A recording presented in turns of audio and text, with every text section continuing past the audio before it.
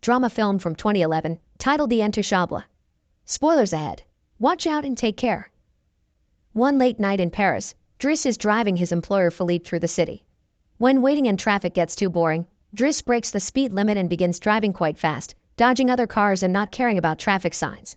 This causes the police to go after him, and Driss bets €100 that he can lose them, but after driving under a bridge, the cops catch up by ambushing them from both sides. Driss doesn't look too worried though, and this time, he bets €200 that he can get them an escort.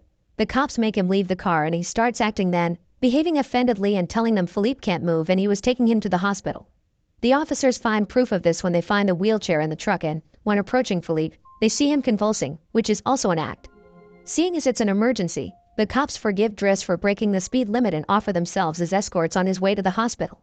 To celebrate winning the bet, Driss plays September by Earth, Wind and Fire, and when they arrive at their destination, he shares a smoke with Philippe as soon as the cops are gone.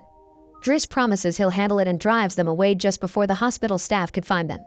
This friendship began many months ago. Philippe and his assistant Magali are holding interviews to find a new caretaker for him, but it isn't going too well, because all applicants have very standard or awkward answers to their interview questions.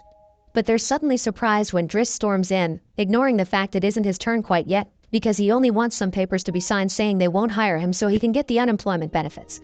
He's blunt and a little rude, even hitting on Magali, but Philippe finds him amusing and asks him to come back the next day for his signed papers. Driss goes back to his home in a humble neighborhood and tries to take a bath while all his little siblings bother him, only managing to get it done in time thanks to his sister Mina, who is a bit older than the others and more responsible. While waiting for their mom to arrive, he looks through the window and notices his brother Adama getting out of a suspicious car. When the boy enters the apartment, he just says he was at school and leaves again after grabbing his bag, causing Driss to be even more sure that he's up to something. In the evening, his mom arrives, and he gives him a Fabergé egg he stole and tells her he's been away on vacation when she asks. She isn't happy to see him though, because he disappeared for 6 months and never called, and now he's shown up out of nowhere as if her home was a hotel. As she's absolutely done with all his lies and she has other children she has to take care of, she kicks him out and tells him not to come back. Driss spends the night having a smoke and some snacks with some neighborhood friends. The next day, Driss goes back to Philippe's house for his papers, and he's received by the housekeeper Yvonne, who shows him around the place and tells him about Philippe's daily routine. She also shows him the room he would get for himself with his very own bathroom. Driss can't help staring at the bathtub before he's dragged to see Philippe, who offers the signed sheet of paper but also a job opportunity. Driss accepts the 1-month trial, and Philippe tells him he bets he won't last 2 weeks. After bringing his things to his room, Driss is taught how to take care of Philippe. He must learn how to keep his legs stimulated, how to put him in the wheelchair, how to help him shower and change his clothes. Things get awkward when Driss discovers he must put on him some high stockings and even clean his butt after Philippe uses the bathroom, but no matter how much he complains and says he won't do those chores, he ends up accepting them as part of his job. Later in the evening, while he's enjoying a snack on the roof, he's interrupted by Philippe's daughter Elisa and her boyfriend Bastien, who are looking for a private place to make out, and he kicks them both out after refusing to share his beer. Driss quickly gets used to the daily routine with Philippe, even if at first he does make some mistakes he learns from, like handing the phone to Philippe instead of putting it on his ear or forgetting the baby monitor while having a bath. He also learns to organize his mail in different folders, most of the letters he opens for Philippe, but there's a series of private ones he isn't allowed to look at. When he finds a flyer promoting female escorts, he decides to start a file just for those instead of throwing them in the trash as Philippe says. It's not all work in this new life though. Driss still makes sure to have a good time, he keeps trying to hit on Magali to no avail, and sometimes calls escorts to join him in bed. One morning, after Yvonne comes to his room to scold him for being late, she finds some dangerous weapons in his bag, but she doesn't comment on them yet. Driss' work today is to drive Philippe around, but he refuses to put him in the back of a van as if he was cargo, so instead, he takes him on one of the fancy cars that don't see much use. Philippe, who first thinks this isn't suitable and says they should be pragmatic, is soon getting excited at the idea of a faster, less boring ride, although Yvonne still disapproves. When they try to leave the building, there's a neighbor parked at their entrance, ignoring the sign on the door that says it's forbidden. Driss wastes no time and goes after the guy, grabbing him by the front of his shirt and threatening him until he moves the car. Philippe is impressed by his actions, but Yvonne, once again, disapproves. The pair goes to a museum, where Philippe is planning to buy a piece of artwork that Driss considers not worth the money because it's just a red blotch on the canvas. Afterward, Philippe meets with a relative of his, who tells him everyone is worried about Driss since he can be violent. He's also discovered he has a criminal record, but Philippe doesn't care. He appreciates Driss because he doesn't pity him and doesn't mind joking around with him. After another failed attempt at hitting on Magali, Driss has dinner with Yvonne in the kitchen while listening to Philippe dictate a letter to Magali. Claiming it's a private conversation, Yvonne turns off the baby monitor and proceeds to explain what's going on. Philippe is pen pals with a woman called Eleanor. Those are the letters he didn't let Driss open. But he's never met Eleanor in person. Their relationship is purely epistolary. Speaking of love, Driss teases Yvonne for the looks the gardener gives her all the time before going to bed. He's trying to sleep when he hears some weird sounds coming from the baby monitor. Philippe is having trouble breathing. Not being capable to ignore him even if he tries, Driss goes to his room and gently guides him through the attack with soothing words and a wet cloth to wipe his face.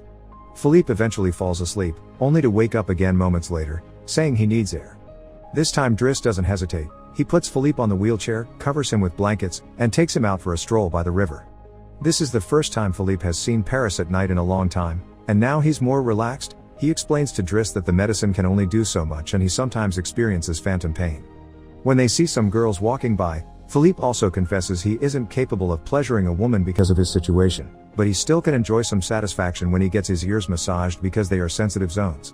When the phantom pain threatens to appear again, Driss shares one of his joints with Philippe, who is skeptical at first but ends up loving it. Afterward, they go to a restaurant, where they joke around while sharing a meal, and Philippe decides to share more of his story. He met his wife when they were students, and shortly after they got married, she had 5 miscarriages and was diagnosed with an incurable, terminal illness. That's when they adopted Elisa. Philippe has always loved competitions, extreme sports, and speed, and a paraglider gave him that. It was during a paragliding session that bad weather caused him to crash and break his vertebrae, although he still thinks his real handicap isn't the chair but living without his wife. After joking around some more, Philippe remembers the date and realizes Driss has passed his 1-month trial, so he's now officially hired. But he needs to start by bringing back the Fabergé egg he stole because it was a gift from his wife. She would give him one every year, and he has exactly 25, matching their time together.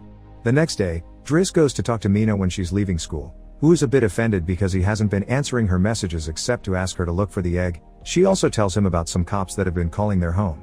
Afterward, he visits Adama, who confesses he was found with 30 grams on him. Driss wants to take him to lunch, but Adama refuses and instead gets in the same suspicious car from before. Later on, Driss is allowed to be present while Philippe dictates his letter for Eleanor to Magali.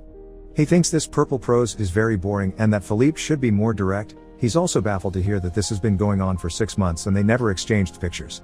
When he finds her phone number on one of the letters, he takes it as a sign and calls her, obliging Philippe to take the phone and finally speak to her outside the written word. Their conversation goes so well, Philippe is now on the phone with her all the time, even right before he and Driss attend the opera, during which Driss laughs and makes fun of the costumes. The next day, Driss convinces Philippe to accept to exchange pictures with Eleanor and chooses one of him in the wheelchair. Afterward, while he's painting, Elisa bursts into his room to ask him for cigarettes and makes fun of him for trying to be artistic. Getting angry, he kicks her out before going to see Philippe, who is currently asking Yvonne to change the chosen picture for one of him when he wasn't quadriplegic. She hides the picture inside the escort file right before Driss burst in, complaining about Elisa and telling Philippe he needs to discipline her, something Yvonne agrees with. Philippe agrees to talk to her, but he's mostly surprised when Driss lets it slip that he's been painting. Days continue to pass, and the friendship between Philippe and Driss continues to grow. Driss takes him to play in the snow and brings him with him when he goes out for a run. Philippe gets him his first suit and scolds his daughter while Driss listens to him through the baby monitor. When Driss finishes his first painting, he shows it to Magali, who slaps him when he tries to kiss her. Philippe, however, likes the painting and promises he'll try to sell it. The two of them have a great time with each other, enjoying things like getting a faster car, sharing joints, and even hiring escorts together. When Philippe's birthday comes, he isn't very excited about it. Every year, he pretends to be surprised that they're throwing a party and has to meet with all these relatives that only come to see him on the date to check he's still alive. Philippe says it'll all be rather boring. While he and the guests enjoy some live classical music, Driss searches for Elisa, who is crying in her room after having taken some of Yvonne's pills, which won't kill her as she expected. The reason why she's sad is that Bastien broke up with her and called her a tart, so she asks Driss to talk to the boy, which he accepts to do for a price. Meanwhile, Philippe is showing Driss painting to his relative and manages to convince him to buy it for 11,000 euros. Driss goes back to the dining room and chats with Yvonne, who tells him Magali is in a relationship with someone named Fred, but things are rather rocky at the moment, giving Driss hope.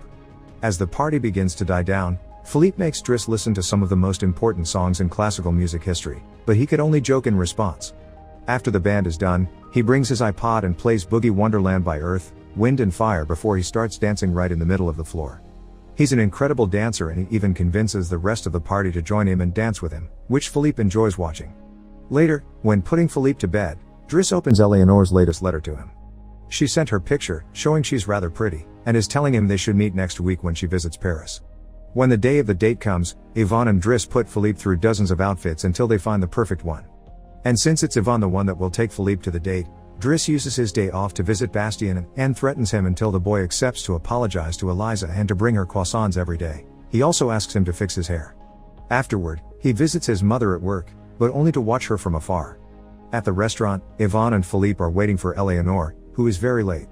After waiting for an hour, Philippe gives up, calls Driss to ask him to take him away, and then leaves the restaurant without noticing Eleanor is arriving.